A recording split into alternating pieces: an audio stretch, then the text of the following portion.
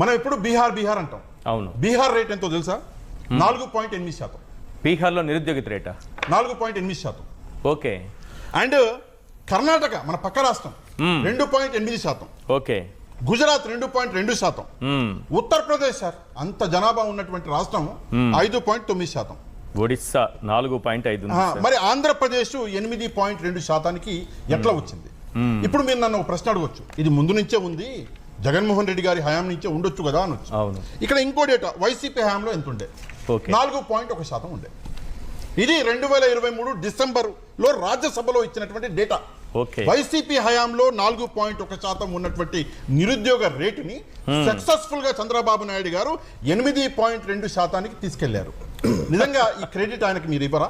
Double అయిందా? Correct గా double అయింది సార్. 4.1 to 8.2 డబుల్ అయింది. మరి మీరు డబుల్ చేశారు. ఆ క్రెడిట్ ఆయనకి ఇవ్వరా?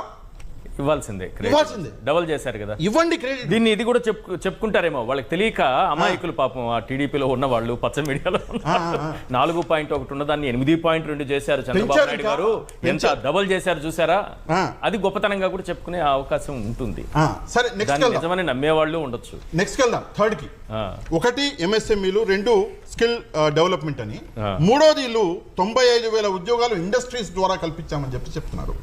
ఉన్న ఇండస్ట్రీలే వదిలేసి పారిపోతుంటే మొన్న నేను విన్నాను, నిజమే కదా, కోకోకోలా వదిలేస్తుందని చెప్పేసి. అవును, నిజమే కదా? నిజమే. ఉన్న ఇండస్ట్రీలే వెళ్ళిపోతున్నాయి. ఒక స్టాండప్ కామెడీలు చేసేటటువంటి వ్యక్తులు మీద ఆంధ్రప్రదేశ్ రూపాయికే వస్తుందంట కదా 20 ఎకరాలు అని స్టాండప్ కామెడియన్లు ఆంధ్రప్రదేశ్ గురించి మాట్లాడేటటువంటి దుస్థితికి రాష్ట్రాన్ని తీసుకొచ్చిన పెద్ద మనిషి మీరు 95,000 ఉద్యోగాలు ఇండస్ట్రీస్ ద్వారా ఇచ్చారు. స్టాండప్ కామెడియన్లకి చెప్పండి సార్, లోకేష్ గారితో కామెడీ చేయొద్దని చెప్పండి సార్. ఆయన దగ్గర రెడ్ బుక్ ఉంది, ఆ స్టాండప్ కామెడియన్లకి చుక్కలు చూపిస్తారు దాంతో. సరే, ఆ విషయం మనం కలిసినప్పుడు చెప్దాం. కానీ ఒక ఆంధ్రప్రదేశ్ వాసిగా నాకు నా తల నేను దించుకోవాల్సిన పరిస్థితి. ఎవడో ఒక స్టాండర్డ్ కామెడియన్ నా రాష్ట్రం గురించి రూపాయికి 2 రూపాయలకి 20 ఎకరాలు దొక్కుతుందంట కదా అని చెప్పేసి మాట్లాడుతుంటే నేను సిగ్గుతోటి తలదించుకుంటున్నా. నా రాష్ట్ర భూమి అంటే అంత చులకన?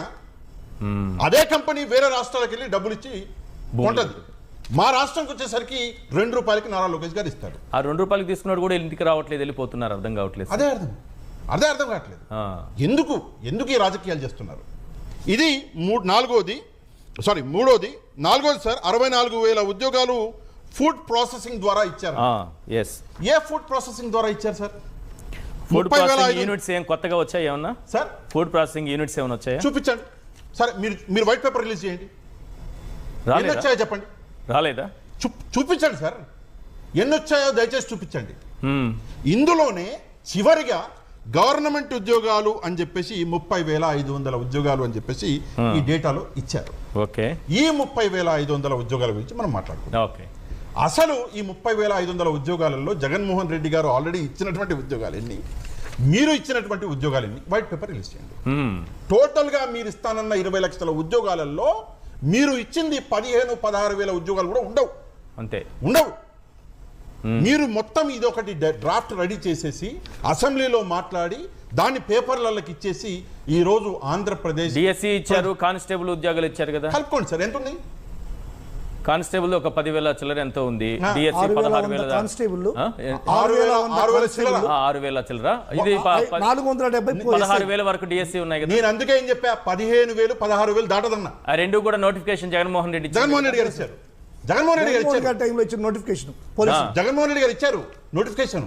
అందుకే అన్నా, సగానికి పైన జగన్మోహన్ రెడ్డి గారు ఇచ్చిన ఉద్యోగం 22,000 పోతే అందులో ఇంక మిగిలింది 8,000. అదే సార్, ఆయన ఇచ్చింది ఏముండదు. సరే, ఓకే. మీరు ఒకవేళ చంద్రబాబు నాయుడు గారి చరిత్ర ఒకసారి ఇయర్ వైజ్ గా చూసుకుంటే 1998 నుంచి ఆయన ఇచ్చిన ఉద్యోగాలు ఒకసారి డేటా చూసుకోండి సార్. 1998 నేను ప్రతి సంవత్సరం డేటా తీసుకొచ్చాను.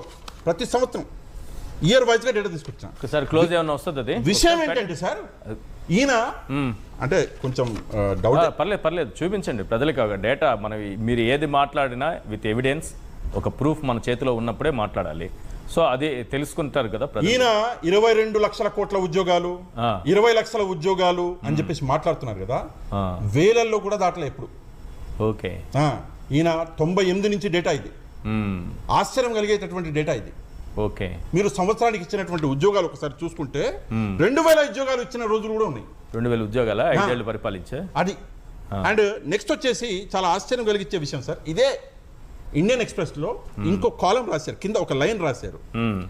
He emphasise that the government has already surpass the pre election promise of 20 lakh jobs.